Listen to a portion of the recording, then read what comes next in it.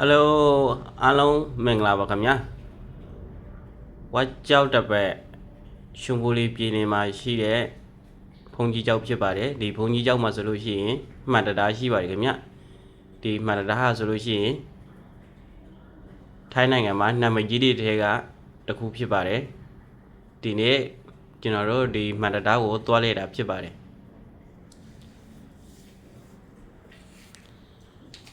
ဒီမှာဆိုလို့ရှိရင်ပေါ့နော်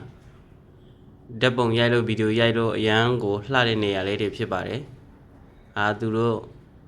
ဒီလိုမျိုးအမှတ်တရဓာတ်ပုံလေးတွေရိုက်ဖို့လုပ်ပေးထားတာဖြစ်ပါတယ်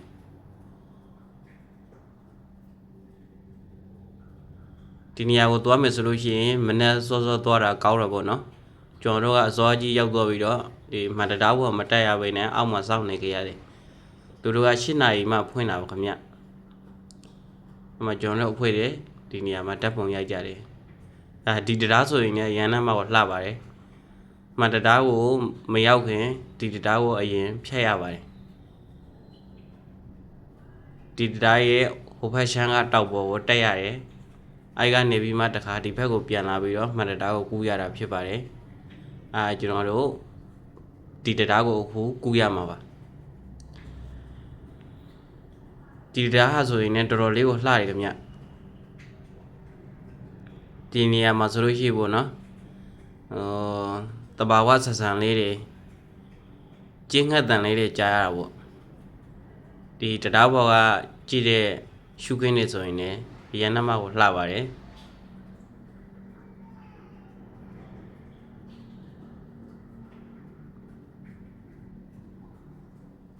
အပေါ်မှာဆိုရင်ဖျားကြီးရှိပါတယ်မှတ်တရားလေးရှိပါတယ်နော်ဒါကျွန်တော်တို့ဓာတ်ဘောကနေကြည့်တဲ့မြင်ဝင်လေးတွေစင်းရင်းစိုးစိုးလေးတွေပေါ့နော်တဘာဝလေးတွေကရန်ကိုလှပါတယ်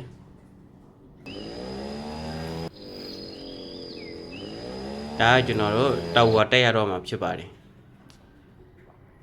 ကျွန်တော်တို့ဒီတောက်ကိုတက်ရမှာပါ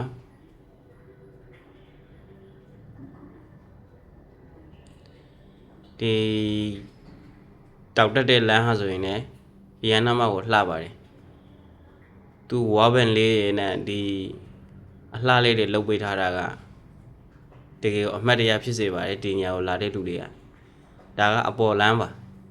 တူတူလေးနဲ့ပေါ့နော်ရောက်တာပေါ့အမှတ်ဒီလမ်းကမသွားပါဘူးကျွန်တော်တို့က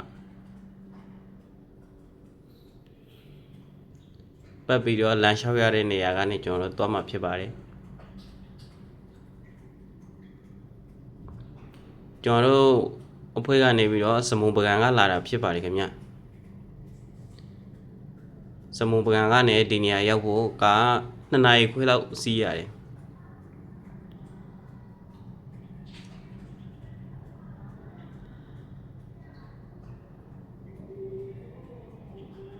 တဘာဝရဲ့အလှတရားကိုတကယ်ထိထိမိမိခံစားရတယ်ပေါ့နော်ပြီးလို့ရှိရင်ဒီနေရာကိုလာတဲ့လူတွေကတောက်ပေါ်တက်ရတာကတကယ်ကိုအမှတ်တရဖြစ်စေပါတယ်ဒီမျိုးကြောက်လုံးကြီးတွေကလည်းလူတွေကိုဆွဲဆောက်ထားတဲ့အရာတခုဖြစ်တာပေါ့နော်ကျွန်တော်တို့အရှိမဆိုရင်လည်းကြောက်တုံးကြီးတွေတွေ့ရအောင်မှာဖြစ်ပါတယ်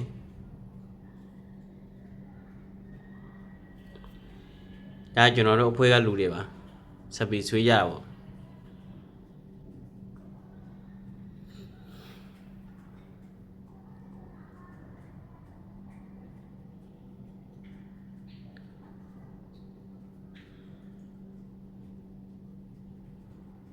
နေထွက်တဲ့အချိန်လေးနဲ့ဗီဒီယိုရိုက်တဲ့အချိန်လေးနဲ့ကွက်တီပေါ့နော်ဒီလိုမျိုးနေရောက်ချေထိုးနေတာတွေကလည်းကျွန်တော်စိတ်ထင်တော့လှတယ်လို့ခံစားရတာပေါ့မတော်လည်းရေးကားတဲ့လိုမျိုးဖြစ်နေဟောနော်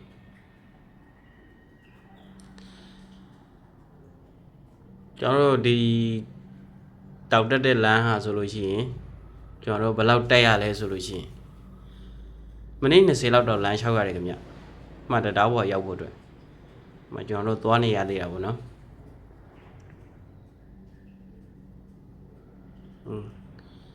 ဒီကြောက်တုံးနေဆိုလို့ရှိရင်တကယ်ตายရတယ်ခင်ဗျ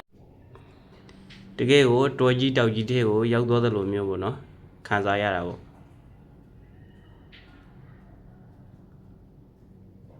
ကြောက်တုံးကြီးအကြီးကြီးတွေပဲဒီလမ်းပေါ်မှာ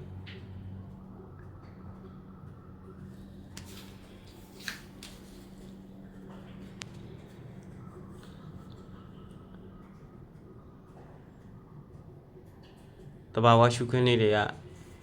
တကယ်ကိုလှတယ်ပေါ့နော်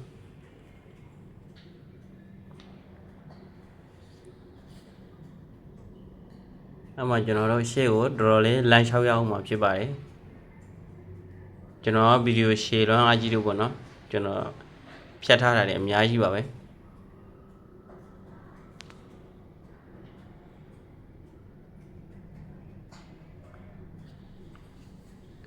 ကျွန်တော်တို့မှတ်တရားရောက်ဖို့အတွက်လမ်းလျှောက်ရအောင်မှာဖြစ်ပါတယ်ရှေ့ကိုနည်းနည်းလျှောက်ရင်တော့ရောက်တော့မှာပါ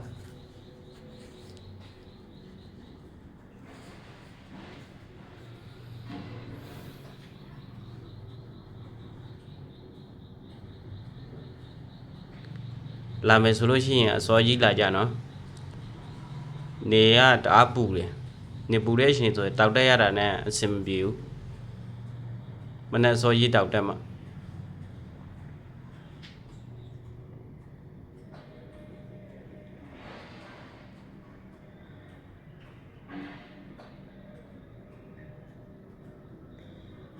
ဒါဆိုရောက်တော့ပါပြီတောက်တက်တာပြီးတော့ပါပြီကျွန်တော်တို့ဘော်ဒါကြီးကမော်ပြီးတော့ထိုင်နေလိုက်တယ်။အဲ့မှာကျွန်တော်တို့မှတ်တရားကိုရောက်ပါပြီ။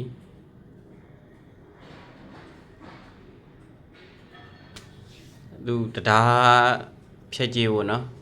။လူတယောက်ကို40ပေးရတယ်ခင်ဗျ။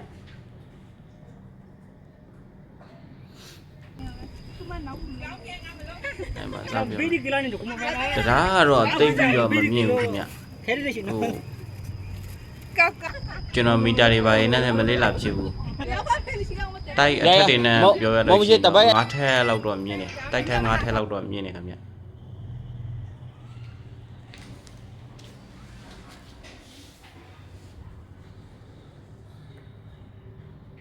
ရှုခင်းလေးတွေလှတယ်တောက်ပေါ်မှာလောက်ထားတယ်ဆိုတော့ဒါတရားပေါ်ကကြည့်လို့ရှိရင်မြင်ရတယ်မြင်ကွင်းလေးတွေဖြစ်ပါတယ်ဒါကတော့ဟိုထိုင်းလူမျိုးအပေါ်ကြီးတွေပေါ့နော်သူတို့ကကြောက်လည်းမကြောက်ကြဘူးသူတို့လည်းကြောက်တော့ကြောက်တဲ့ပုံပဲအောက်ပုံမကြည့်ဘူးသူတို့မျက်နှာတွေက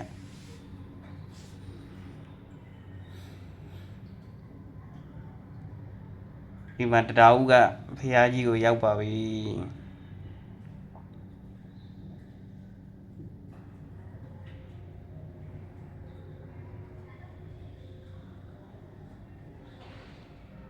ဖေကအမြင့်ကြီးပဲ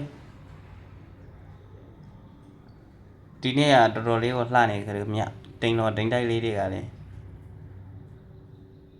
တကယ်ကိုတားရတာပေါ့နော်ဒီနေရာလေးတွေက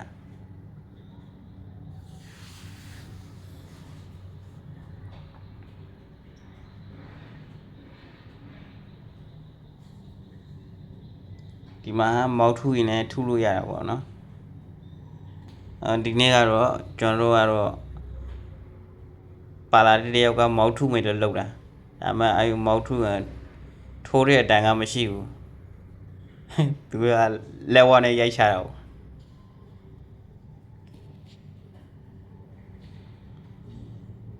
ဒါဆိုကျွန်တော်တို့ဆင်းပါပြီအောက်ဆင်းလို့ရှိရင်တော့မြန်တယ်ပေါ့နော်ဟိုဖြက်လန်းလေးလောက်ထားတာပေါ့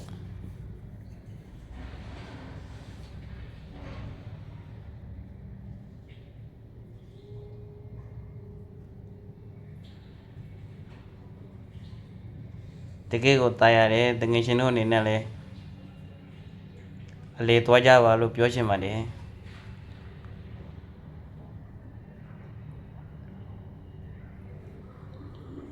ဒီဗီဒီယိုကိုအဆုံးထိ like ပါကြည့်ရှုပေးလို့ကျေးဇူးအများကြီးတင်ပါတယ်ခင်ဗျ